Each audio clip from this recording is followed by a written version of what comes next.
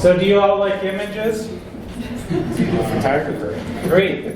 Well, that's fantastic, because we're going to talk about images today and how to make them work really well with responsive web design with Drupal. A lot of times when people talk about responsive images, they talk about, here's this new complicated syntax you can use, and here's we've got some cool tools in Drupal, and here's how you use them. And I'm going to talk about those things, but the more important thing I'm going to talk about is the step in between, which is, all right, I want to get images onto my site. How do I plan this whole thing out? How do I look at my site and figure out how I'm going to put together a solution for responsive images? So if that's what you're here to listen to, you're in the right place. So, all right, everybody psyched? Okay. All right. So this is the one slide that does not have a cat photo, or the one photo in my deck that does not have cats. So shocker, that one's me. Okay. So that's my wife Rita, and that's my daughter Izzy. And so I'm a front-end developer at Lullabot. And I really like responsive web design. I think it's pretty great. I'm writing a book for Pack Publishing right now on mastering Drupal 8 theme development. I helped with the responsive image. I'm co-maintainer of the responsive image and breakpoint modules in Drupal 8. That's in core now, which is very exciting. And I tweet about that stuff, and you can find me in IRC and on Drupal.org. And if you ever want to talk to me about responsive images or anything, I'll talk about Star Wars too, by the way. That's not on the slide, but I will talk about Star Wars if you want to. So, anyhow, let's get started. So, as we all know, if we look at the history of the internet, it was invented to post pictures about cats. That's what Tim Berners-Lee was trying to do at CERN, was get cat pictures up. At first he could only post text about cats, which that's cool, but it took a little while actually to get an image tag into HTML so that you could actually post cat photos on the internet. But now you can totally do it. Maybe you've seen that once or twice. So here's the day. You want to find a great cat photo. So you get your laptop, you get your iMac, your desktop, whatever you got, and you want to find an awesome photo of a kitten, right? That's my number one job. So I Google, and I find this great kitten photo, right? And I'm looking at this, and it's perfectly sized to look really high resolution and nice on my desktop. And I'm a super happy person, right? Then later on, I get on my phone. I use an iPhone, but maybe use an Android, right? So you get out your Android phone, you look at the same photo, and it's sized for desktop, and it takes a little bit of while to download, right? And you're not so happy then, because it's still like a really cute photo, but it took a really long time to download, and that's not so great. So, okay, don't worry, we can fix it. So we'll just make a smaller photo that'll be perfectly sized, see what I did there? For a phone, and then we'll look at it, right? So we get out the phone, it looks super fantastic, there was no loading time, it's great, I'm super happy. Then I go and I look at that same photo, I go and find it on my laptop, and it's kind of blurry. Now, it's still cute, but it's blurry, and I'm not very happy. So here is what responsive images are all about. So if you look at a small photo on a small screen, great. If you look at a large photo on a large screen, great. But if they don't match up right, then it's a problem. So you might say, all right, I'm smart. So if I could provide different sized images for different sized screens, we would be all set, right? We would be good to go. And the challenge is how do you do that? Because browsers are really fast. And most of the time when you define the layout for your website, you're doing that in CSS. And when a browser goes and it loads up your HTML, it goes and looks through all of that, and it finds your images and it starts downloading them right away, before it's gone and done any CSS, and before your JS is processed. So it's already downloaded the image before you could download an alternate image based on your layout with CSS or JavaScript. So that doesn't work so well. So here's an alternative. What if we put some of our layout information right into our HTML? And then when we have content images that are on the page, and the browser knows how much layout there is, and we gave it some options, then maybe it could pick the right image. And yeah, so there's some smart people out there that have been thinking about this stuff and have worked to get this actually into our modern web standards. The Responsive Images community group. This was really exciting because this was like one of the first times that web developers who are working in the field said, hey, this is something we need, let's get this into the specification, rather than the browser developers who are also really great people, but don't maybe have as much of a hands-on knowledge about what happens with web pages when you're working with clients and that sort of thing. So this was like a developer initiative, which I think is super cool. And so the first thing that they came up with was the picture element. Has anybody heard of the picture element here? Right? So this is a new HTML thing, and this was like the first version of it. So you had a picture, and you had a couple different source elements, and then you had an image in there too. And people familiar with media queries? Right? So this is not unfamiliar, hopefully. So what we're saying here is min width of 40 ems, that's like 640 pixels. If the browser is bigger than 640 pixels, then I'm going to give you two choices for images. One is if your screen resolution is 1x, and one is 2x, and hey browser, you pick. If it's smaller than that, go down to the next source, and then 1x and 2x. And if somehow you don't understand this browser, then here's an image that you can have as a fallback image. So the good thing is this is really well supported now within browsers. They've worked to get this supported, and this is very well supported. And this was kind of the first version of how responsive images worked. And the picture element is a good thing if you're going to do art directions. If you want to have an image cropped differently, like you want a tighter image, you want a close up of a cat on a small screen, but on a large one you want to see it playing in a field, for example, because there's enough room on the desktop to see a cat playing in a field. You could provide different crops of the images on different source elements with media queries, and that'd be really cool. It's also really useful, you've got a big image at the top of your screen, and it fills the whole width. I've seen that on one or two websites now and then these days. If you have it fill the whole screen and you have the same aspect ratio for everything, then something that looks good on your phone, if it's the same aspect ratio, is probably going to be really big on a desktop, and you might want it cropped more tightly. So this is great for that. You can use a media query and provide different aspect ratio sources with the picture element. And you could also provide different image types with this. You could say, you can define a type on one of these source elements. So you can say, if you want to use WebP, the new format that's not supported everywhere but has some speed advantages, then you can specify that on one source, and then you can have just a normal, more widely supported source on another one, which is pretty cool. That'll help us to introduce new image formats more easily into browsers. So that's great. But for most images, if you're not doing that stuff, then you can do something a lot more simple.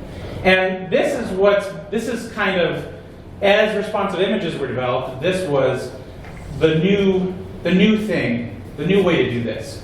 So we have sizes, and you see there's a media query thing in there, right? So that's where we're saying, hey, if this is 36 ems, which is it's It's like 600 pixels.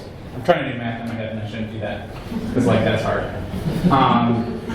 So if it's bigger than 600 pixels, then the image is 33.3 VW. And VW means viewport width. It's a percentage of the viewport width. And you might wonder, why don't we just put a percentage in there? That's easier to understand. And it's because when this is like telling the browser before it knows any of your layout information, right? So the only thing it can really know is the viewport width. It can't understand what your percentage of a larger container is. So we're saying, hey, it's like in a sidebar or something. If it's a larger screen, if it's a smaller screen, it just fills the whole screen. And here I've given you some different source options. I've given you a large image, a medium image, and a small image. And I'm telling you how big those are. 1024W, that's 1024 pixels wide, 640W, 640 pixels wide. And now you know, now the browser knows at any given time when it's loading the web page, it knows how big the viewport is, and it knows what the options are that you provided and how big they are, and then it can go and just figure it out without you having to. It's a lot easier this way. So that's good.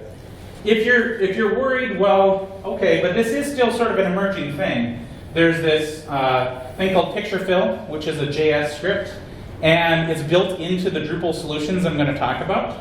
And it's a polyfill, which is something that makes something work in older browsers. And so this lets this, you can use the syntax, it'll be totally fine. Even in a really old browser, this will still work just great. And really it's being pretty widely supported at this point. So we're in good shape. So in Drupal 7, this is what came first. There was a picture module, and there's a breakpoints module. And the picture module helps you set up your responsive image styles, and your breakpoints sets up the breakpoint information, like pretty logically named. And then in Drupal 8, there was a blue screen of death. But then we finished Drupal 8, and it came back. So we renamed the picture module the responsive image module, and the breakpoints module is now the breakpoint module, singular instead of plural. So it's like totally different. And there we go. It's built into core. Responsive image module is not turned on by default, and it might be at a future point. And I'll tell you about a way maybe you can make that happen later on. But there we go. So that's all cool. We know this syntax and stuff, right? But there's a lot more to it than that. Like, that doesn't really help you know, for my particular website, what the heck do I do now? I know this complicated syntax, but like, how do I figure out what I'm going to do? So let's kind of like get our head around the problem. So here's the challenge. You have responsive web design. Anybody here heard of responsive web design before? No. Cool, like a couple people. Awesome. So with responsive web design, everything's flexible, right? Maybe not everything, but lots of things are flexible. We define things in terms of percentages, which is really great, but images are not, like, they're files. And so sometimes, like, if you're trying to jam a bigger thing into a smaller thing, there can be problems. So target divided by context equals result. Like, here's some math. So just remember there was a cat photo on the previous slide. So this is what we do in responsive web design, right? We figure out, here's our thing, here's the thing, it's like, here's the context of it. That's like a percentage of something. And we use that percentages a lot. But images are defined in pixels. If you have a file on your computer and it is an image, it has a specific number of dots with information in them. And you are trying to get those dots of information into a particular space that's defined in terms of percentages. And so if you put like way more information into the space that's available, then that's the problem that we were talking about earlier, right? You had a big image and you had a small phone, and then so it took really long, and so that's not really great. So the ideal is you want to get as close as possible to having the right number of pixels for your screen resolution and the space that's available on the screen, and not too much more. We can't necessarily provide a certain width for every possible screen size, because there's more than like 3. There's a lot of different screen sizes out there. They will range. So we can't like figure it out exactly. And besides, there's like some people out there that move browsers back and forth all the time, and so you just never know how big something's going to be. So, okay, so we're gonna have an example here. Here's my cat blog.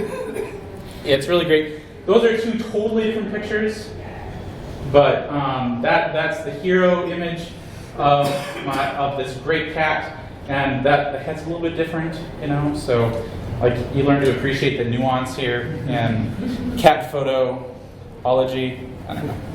So, but now I'm looking at my phone, and you still got a big cat image on the top, but now instead of being in the sidebar, this totally different cat image is it's filling the whole screen. So we have a hero image and we have a side image, and we're going to start to figure out, okay, how do we make this work with our website? So this is probably less scary than this, but this is markup. It's not that bad. So we're using some BEM syntax with our classes. And so we've got a post, and we've got a hero image at the top, then we've got an inner section, and there's a side section, and there's an aside image in there, and then there's an image inside that. So, you know, not so bad. So let's look at the hero image. Like, first we need to understand our HTML, right? We've done that part. We figured out where our image is inside the HTML. And we're going to look, what we really care about are what are the parts of the HTML that have layout information applied to them. How do we understand the layout of our website as it relates to our image? So we're looking at the post hero image, and the image itself. So we look at our CSS, and what can we tell here? Well, for the post, we're saying if it's a minimum of 100 ems, like 1600 pixels, then we're going to basically center that in the middle and put a max width of 1600 pixels on it. There's no max otherwise. And our image, so this is our like hero image, and we're saying that is 100% of the width. So that's what we pretty much know. Like if we put this into a chart, then we can kind of see how this works. So the post is always 100% unless it gets up to this minimum width. Then it goes to, it's like got a max width on it. And our hero image is always 100%. And so that's how we know what the image width is at any given point. So the best tool for working with responsive images is actually Excel or Google Sheets or your spreadsheet of choice. It's really useful to write this information down and try to understand it. So there we go. So we understand that layout information. So how about the side image? It's a little bit more complicated. So let's take a look here. So this is the stuff that's different from the hero image. We've got this post aside section. So this is like the sidebar. So we've got some padding on it, and it's the full width. If the minimum width is like 600 pixels, then it changes a little bit and it floats off to the side. And if it's 75 em, so like 1200 pixels, then we change the padding to be fixed instead of percentages. So now we get more fun math, right? Like this is great. So really we're taking those rules and we're putting them into a spreadsheet so we can start to understand this a little bit better. And so we're basically like multiplying across. So we know the post is 100% until it's 100 rem, 1600 pixels. So the aside we've written down, here's our knowledge about this. A rem is typically, it's like an M but based off of the font size that's defined on your root element like HTML or body, and which is typically going to be 16 pixels. So that's, anytime you see as rem, you can multiply it by 16 pixels and that'll be pretty good. But using something like that is good because if somebody changes their default file size in their browser, it'll make your website flexible. So that's my story about rem. Ta-da! So everything's like in percentages except when you get down here to 100 rem. So we're taking that, like turning them to 1600, and then we're taking 40% minus 1.5 times 16, so that's 24 times 2, which is 48. So we have 1600 times 40%, 640. So does that kind of make sense, how we're doing this to figure out our layout information? Anybody have any questions about this part? Makes kind of sense? Do you want more cat photos? All right, you're done. So, all right, let's carry back on. By the way, that's cat photology. Cat photology? Is that the technical term? We can make it. Cool. So, all right, so now that we understand the layout, we want to start figuring out, okay, let's get some initial sizes. We want to create some different options for a browser to download, right? We want to create some different image files. So we're going to start figuring out what is the range of sizes that our image can appear at. We want to figure out what's the smallest size it will ever appear at, and what's the largest size that it will ever appear at.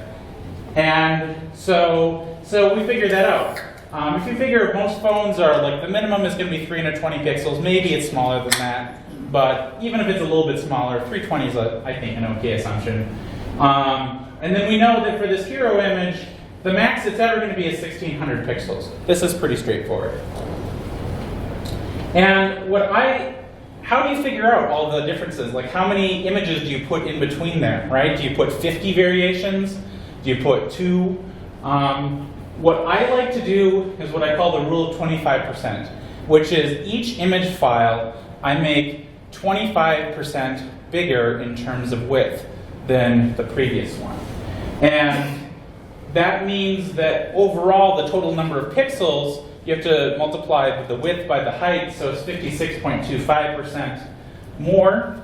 And I think that ends up striking a pretty good middle ground. You can pick your own rule if you want. You can have a rule of 50% or 18%. I've seen a method where they try to figure out for each individual image, like the actual K width, the actual K of the final image, and trying to calculate a certain number of K difference between each image. That seems really complicated. Like, I know math is like super fun, but this seems easier than that. So here I'm going to multiply this out, right? So this is where a spreadsheet is great. You just put a formula like equals like the previous number times 1.25, and then like you drag down in your spreadsheet, and voila, you're done. So here you go. So these are each 25% bigger than the last one, and so, like, you know, you're probably not going to define those point numbers, so we'll clean this up later. So that's the hero image. The side image, it gets a little bit more complicated. We've got our layout information that we figured out previously, right? So we're just going to multiply that out by, remember, like we're saying, minimum is 320 pixels. So 320 by 90% is 288. Now here's the tricky part. The tricky part is when you want to figure out the max for one line, what you want to look at is the formula for the next row down. Because that's the point where it's going to switch, right? That's the break point. So your image will change like right before that point. So I'm going to take that 37.5M, multiply it by 16, get 600 pixels, and multiply it by 90%, and that's where I get the 540. Does that make sense? Because like that's a really important part. Cool. So same thing I'm going to do on the next row. So the next row, when I'm figuring the minimum, I'm using the media query for that row. So that 600 times 36% is 216. For the maximum, I do the next row, which is like 1200 times the media query on the next row times the width of the current row, 36%, 432.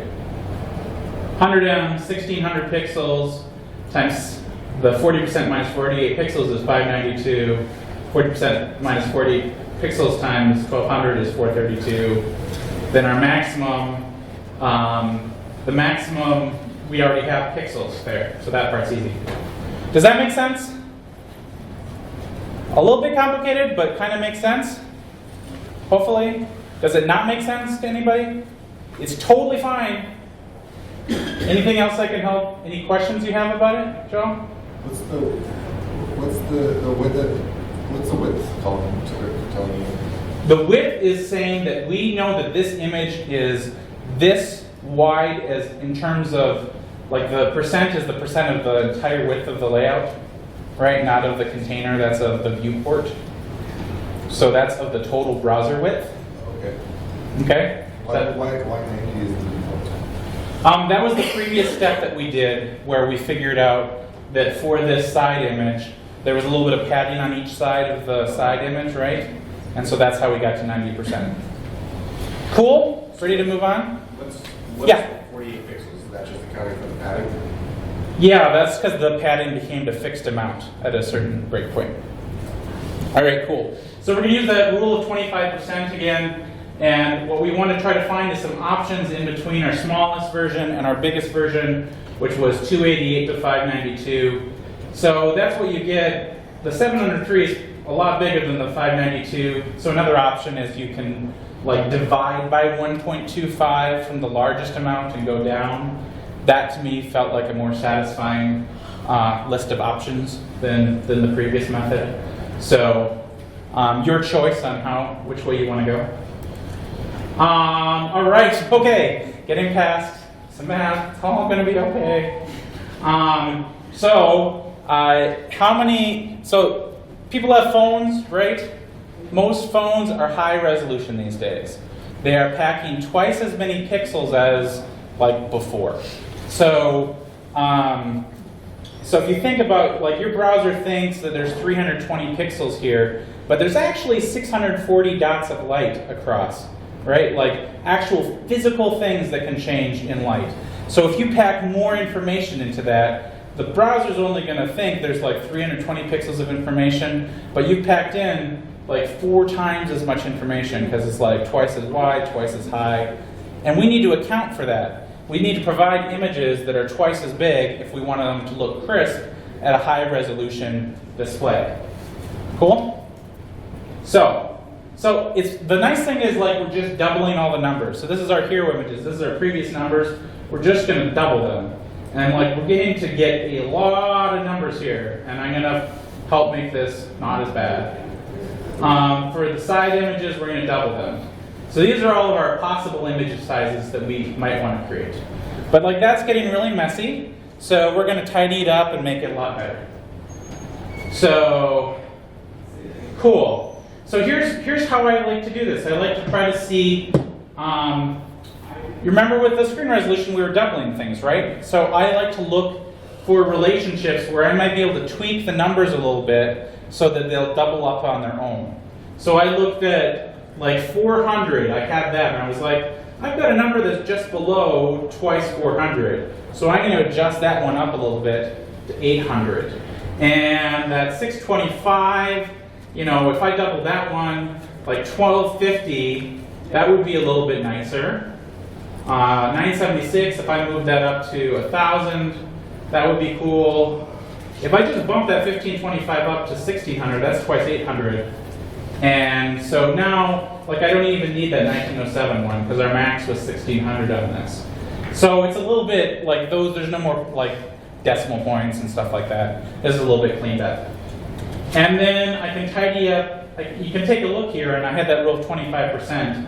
So if you look at the increase between each one, like there's a couple that are 28%, but it's still like pretty close. That's not bad. Close enough. Yeah. So that's cool. That's our tidy list. If we do our 2 times, we can multiply that out. I can even make it a little bit tidier. I look at that 625, and I'm like, oh, that's kind of like that 640 number up there, right? So I can move that. And then twice that is 1280, so I'll move this 1250 up to 1280, and now I've got some more relationships. And so, like, part of the reason I do this is that now I don't have to make as many image styles. And anything I can do less work is, like, I like cats, right? Like, they know how to do less work. So I think we should be like cats. So we're going to do less work, because now that we've done all this stuff, like, it took a little bit of time to evaluate this and make some decisions. That's like 5 less things that we have to do, and that's like awesome. So, and we're pretty close here to that 25% average. Now we have only 11 types of images that we need to make instead of 18, which I think is a better number. So the side image, if we tidy those up a little bit, we're just going to kind of do some rounding. There's not a lot of doubling stuff we can do there. So again, we're pretty close to 25%. So I just picked some numbers I thought looked pretty. Yeah, that's fine. And then I did some multiplying here, and I took a look, and I was like, okay, well, I have one less image to do now. That's nice. So that's part of the reason I like this rule of 25%, because just mathematically you end up getting a lot of numbers that are kind of close to that range where you can double them up on their own. So anyways, does that whole thing make sense, like how we're tidying up those numbers? Any questions on that part? Like, you don't have to do this. Like, you can make lots of image styles if you want, but I think this is nicer. I think it's a little bit easier. Okay, cool. So I just want to talk about sizes. I'm not really sure why I thought that represented sizes for cats. I think one is bigger than the other, maybe? I don't know, they're cats. All right, so sizes. So now we know, we had our like all layout information that we figured out, right? So we need to just put this in terms of our sizes attribute. So so here, how do we describe this? We want to say, here's our breakpoint at minimum width of 100 m. We're going to make this 100 rem. And other than that, it's 100 VW. Right? Does that kind of make sense? We'll do it for the side image, and maybe that'll clarify it even more. So we're putting the biggest image first, because the browser is going to look at this list, and the first one that matches, that's going to be the one it picks, which is different than CSS, where you typically put your smallest thing first. Here, the browser, like, it's just the way the browser makers wanted it. It worked better for them to have the first thing that it found to pick that one. So that's what we're doing. So minimum width. So we take the last line first. We put that in minimum width 100 m. I divided that out and said that's 37 rem. Minimum width 75 m. You can use the calc. Who here has used the calc function with CSS? All right. If you haven't used it, you can totally use it. This is very well supported in browsers now. And you can use it within these media queries and stuff. So it's really helpful if you want to mix like a percentage number with a pixel number. Those often don't mix well, so this lets you do that. So we're basically taking all that layout information we found before and put it into our sizes attribute. All right. So now we're going to provide multiple options for cats. I'm sorry, for image widths. And so this is what we need to do. We need to create all these different images. We're going to tell the browser how big each of them are by putting that W after the width number. And we're going to make all these different files. And that sounds like great. That sounds like a super fun time. But there's robots in the world. And like Drupal is our robot friend. And we want robot friends to do what they want, and hopefully not take over the world or something like that. So we're going to get our robots to help us. Before we get to that, though, I just want to talk about CSS a little bit. So I want to talk about the CSS rules you want to use with responsive images. This is the one that I like to use. I like to set width 100%, height auto. If you want to make an image like you want to size it on the container. If you want to make it like 50% and float it to the right or something like that, put it in a container and float that. I think it's most consistent if you put this rule for your images and then put containers around everything else. And I just wanted to clarify it because sometimes you'll see a different rule. Sometimes you'll see max width 100%. And so this is what happens when you do width 100%. Like as you put it in different containers, the image, no matter how big it is, will always get sized up to 100% of the width of its container. It'll always fill it up, even if in theory there's not enough pixels to fill that up. Now we've done all the math that we can possibly do for today on figuring out like how big image sources we need. So hopefully we're not in a situation where an image is trying to size up bigger than its container, because we've tried to prevent that. But if you did max width 100%, then the image will only size up to the maximum width of itself. It will not be any bigger than the number of pixels that it has. And a lot of times I see images, they're in grids or something like that. And so if you're not using the width, if you're using max width, you could get images that kind of get missized like this. So, all right. All right, so now it's Drupal time, right? Everybody want to do your Drupal dance? We're like halfway through here. All right, Drupal moves. Anybody got some good Drupal moves? All right. Maybe you can show them off at board game night tonight. So, all right, cool. All right, so breakdancing. Yeah. You can find any cat image you want. I mean, if you search for breakdancing cats, you can find an image for that. So, all right. So what we want, if we're just doing this viewport resizing, we're not doing the more complicated situations that I talked about before, then you're going to use the breakpoints module. Here we're looking at it in Drupal 7, and it comes with an empty source set breakpoint, which is great. We want to create a breakpoint group that has that particular breakpoint.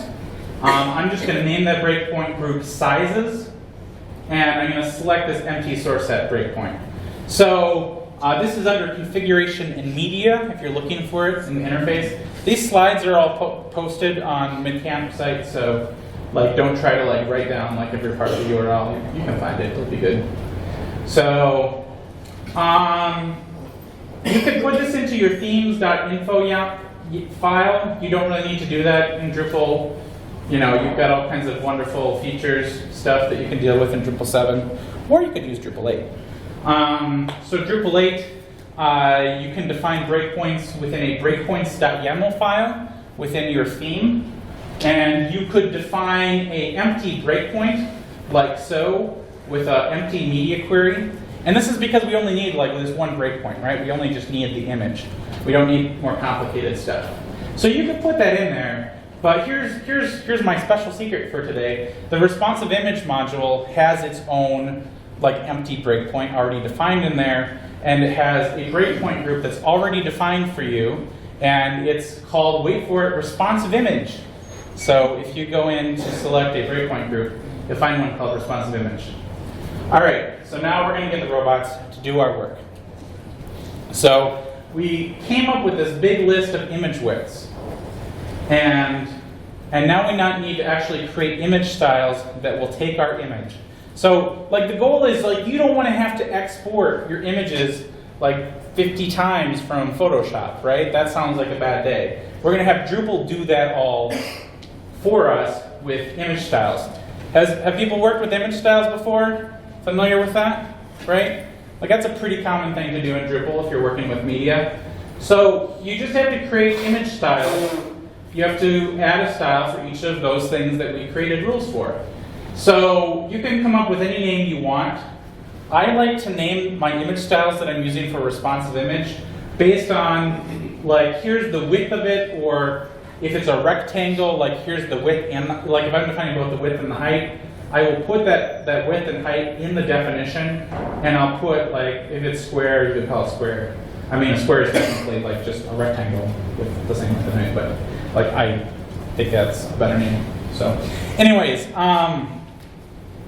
and I like to do that because you might end up having some image styles where they're the same width for a hero image and a side image. And again, the less work, the better, right? So if you name your image styles hero image 3200, then you might have a side image that's 3200 or something like that too. So I think this is a little bit better. So you're going to, once you pick the name, you're going to select a new effect, and we're going to pick the scale effect. And we're just going to put in the width. If you don't care about the height, and you're going to check allow upscaling.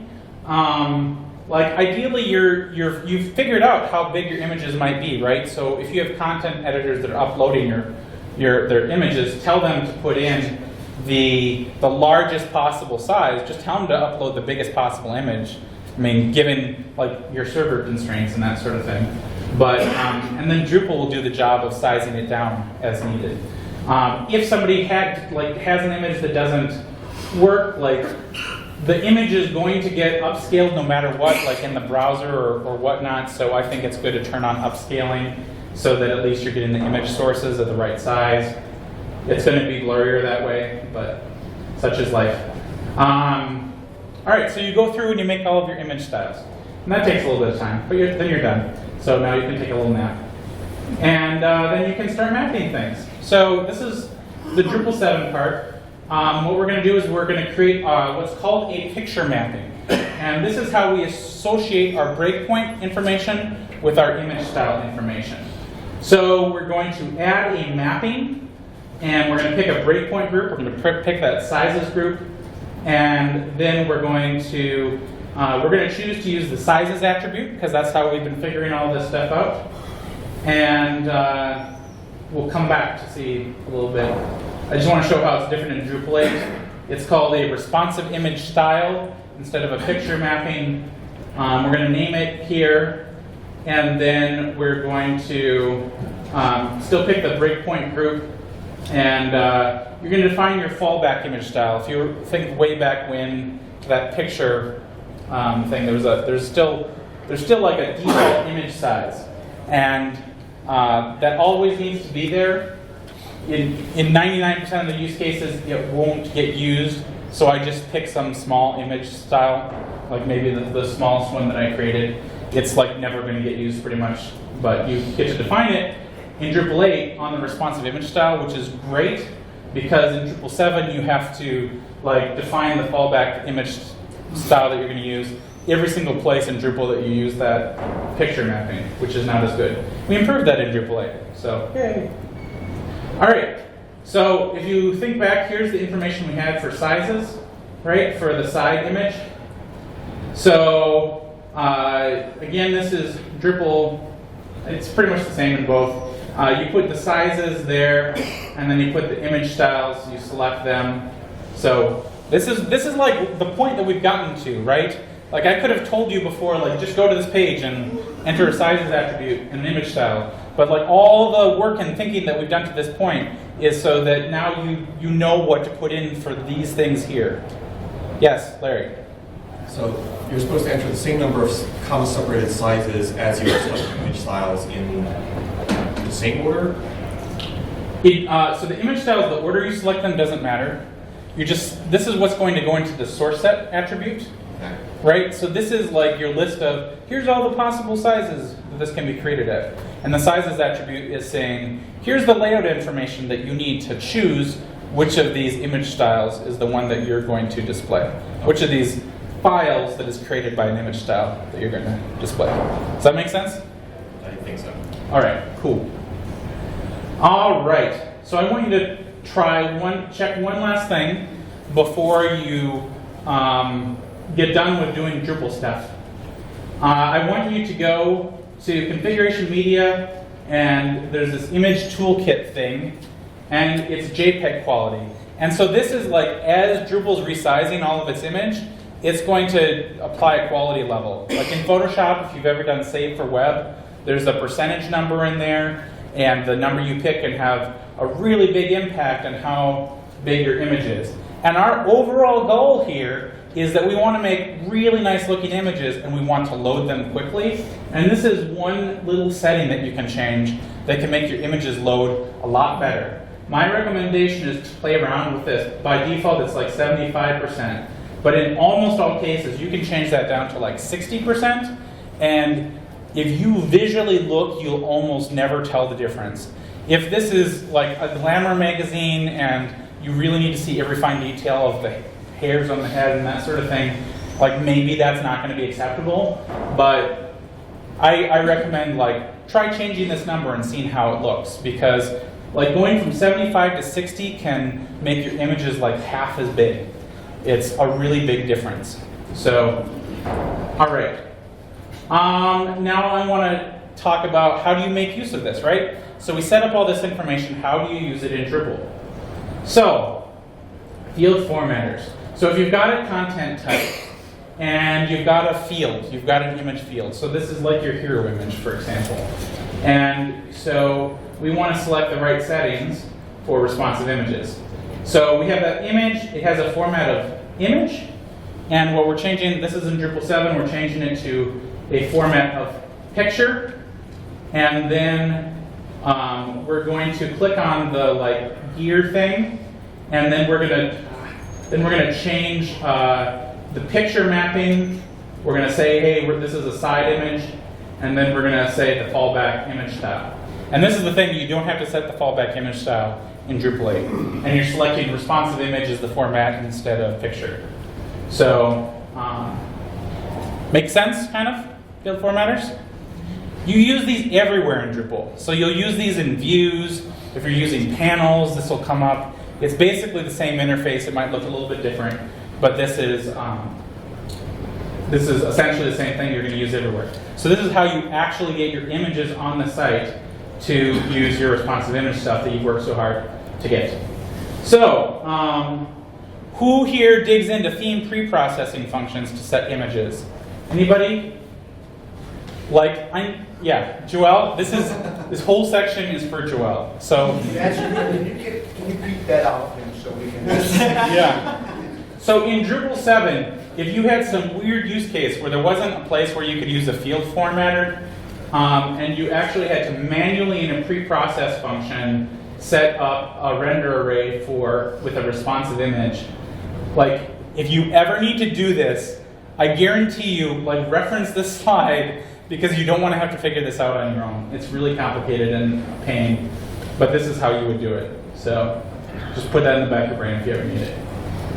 In Drupal 8, we made this a lot simpler. We created a type, a render element type, and that takes care of a lot of the nonsense. So you just have to pass in your responsive image style ID and the URI for the image, and then you're good to go. And everybody else, just forget that. Just remember that it's there if you need it. So another couple things that come up. I mentioned the aspect ratio images. If you ever need to do this, how do you end up doing this, right? So in your CSS, you're going to set a height instead of setting height auto. Well, you're going to set this on the container. You're going to probably set that as, I should put this more in a slide. Typically, I set height 0, a padding bottom with a percentage number like 50%, and then the image itself, I usually absolutely position. You don't want to know this information probably, but if you ever do, I guess. And then your image styles itself, you're going to have to calculate the height for each one as well as the width. So the aspect ratios you're using, 50% or 60%, you just create image styles that have a height as well as a width. This is where you might want to use the breakpoints YAML in your theme. You might want to use multiple breakpoints where you're changing the aspect ratios. You can still use sizes for each of these breakpoints. So, because you might have, I have this aspect ratio from 320 pixels to 800 pixels, then at 800 pixels, it changes, and it doesn't change again until 1500 pixels. So that's a pretty wide range still. So sizes can still be useful in between that range. So these are just some pointers in case you need to use these more complicated situations. If you need to do art direction and you want to make close-up cat and catting wonderful field, focal point is a module that you might use. There's also one called image field focus that works in Drupal 7, but it doesn't have a Drupal 8 version yet, so I'm mentioning focal point. And what that is as you upload an image, you can indicate on the image, in the user interface, you can say this is the most important part of the image. And then when you create an image style, you can say, crop this really tightly to that part that I said was really important, or just show the whole image or something in between. So that, again, you might set different breakpoints where you choose, here's where I switch between cropping really tightly and cropping very widely. And you'd still probably want to use sizes for the range of areas where you're setting those points. And then you set on image style how they get cropped. So one other helpful tool, maybe keep an eye on this one. One of my coworkers, Danny, has this tool, Responsive Image Batch. It's a sandbox right now, but it's more useful for kind of the original picture source and source set with 1x, 2x model. But I'd like to kind of look at this and see if we can make it work really well for sizes and source set as well, because you just instead of having to manually create each image style, it like creates a little spreadsheet, and you just enter the widths and heights for each image, and it'll just like automatically create all the image styles. So that'd be a nice time saver. So I'm going to see if we can make use of that. Another thing is if you are defining your breakpoints within Drupal, this is a little MDM package that another one of my coworkers, Tom Flatmore, put together, and the breakpoints that you define in Drupal can be pulled in as variables for Sass, which I think is kind of neat. So, yeah, so that's kind of neat. One other thing people ask me is, what if you need to put an image in the body field? This is doable in Drupal 7. Like if you're using WYSIWYG, there's ways to make this work. In Drupal 8, this is an issue that needs to be fixed in order for this to happen. There is an issue, it didn't quite get into Drupal 8, but it can still get in for 8.2. Right now, if you're using WYSIWYG in Drupal 8, and you place an image, you have to manually define the width and the height of the image. You cannot select an image style or a responsive image style. It would be really nice, because I certainly have times where you want to put an image in the body text of your node. So there's workarounds around it, but I'd like to get that fixed. So this is my plug. Who's going to be at Sprints on Sunday? Raise your hand. I need more hands before you can leave the room. No, I'm just kidding. But I'd encourage you to come. It's like this is really fun, but Sprint Day is always like my favorite day of any Drupal camp. It's just a really fun way to get together with other people. Like, you don't have to work on this issue. Like, if you do, like, awesome. But there's lots of ways you can help contribute to Drupal. You can help contribute to core. You can help work on contrib modules. You can just like hang out and learn a thing or two if this is new for you. But sprinting is super fun, and I'd encourage everybody to give it a try if you're around. It's a good time. All right, so I just want to kind of like reflect here for a second on why we're doing all this. Was that a lot of stuff to take in? Yeah. Yeah, right? There was a lot of things we had to do. And it seems like probably a lot of work, right? You might be wondering, how much work is it, Mark? So my estimate is if you have a particular type of image for your site, I think once you like do this a couple times and you get familiar with how to do it, I think a good estimate is like 45 minutes to an hour per type of image that you have on your site if you're trying to plan that. To do all the math and then like create all the image styles, maybe it's a little bit more, maybe it's a little bit less. I'd like to get it so that this is less work. Like if we can find a ways to automate some of the math or something like that, that'd be great. But right now that's, you know, so how do you plan for that? You might have like 5 to 10 different types of images on your site, and that's, you know, maybe a lot to put into a project.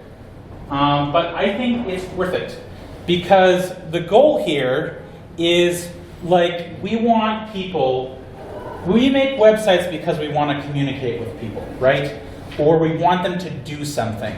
We want somebody to come to our site and come away a little bit different than when they got there. We want them to know something a little bit more, feel something a little bit more, do something. And images are such an important part of that process. Images, you know, they're worth 1,000 words, and they're really important. And we want to have images on our site. I want to have a really fast site, but I also want it to look great. And so we can do better by putting in a little bit of extra work. We can get our sites to load more quickly on our phone. If you do this, it's really amazing. If you were just before, like, I'm just going to put a really big image on there, and you know what? It'll just load up. It'll look still nice on my small phone. Like, you can probably make an image that's 10% of the previous size, 5%. And if you multiply that out by 5, 10 images on your page, or 20, or 30, it really adds up. And your site can be so much faster than it was before. And that has a really big impact on the reaction people are going to have to your site. You can have a great looking, like, that's a great kitten, right? But if that loads really slowly, somebody's still just going to be frustrated, even though you've got great content. So I'd encourage you to take the time to do this it's worth it, and build the time into your projects. We've got great tools in Drupal to make this happen. You need a little math up front, but the end result is that kitten. So, that's my talk. If you want to provide feedback, it's at joined in, it's B4DED. And if you get any questions, feel free to come up and talk to me, and we'll chat about it. And we'll talk about anything else, responsive web design, The Force Awakens, right? So, do you know the first time that, have people seen it? Yeah. Has anybody not seen it? Do you want me to? So this is being recorded, right? Yes. Oh, we don't know. Yeah. All I'm going to say is there's a robot and it purrs like a kitten, and it's great. Oh, no. I brought the two together. All right. Any last questions anybody has? Yes. So when you use the responsive images module in Drupal 8, Yep. does it ultimately generate a picture tag or an image tag with the source So, size? yeah, so right now it does use a picture tag, which is totally fine, right? Like, that's totally valid. You can have that. Not a problem at all. I think there's an issue somewhere to use an image tag in that situation. And that's an optimization we could make, but it works essentially the same way. So, other question? Can we get access to your slides? Yes, you can. They are on MidCamp. Okay. They're on my talk page on MidCamp. So, thank you so much, everybody. I had a fun time. Nice to meet you. All right. Cool. Good job.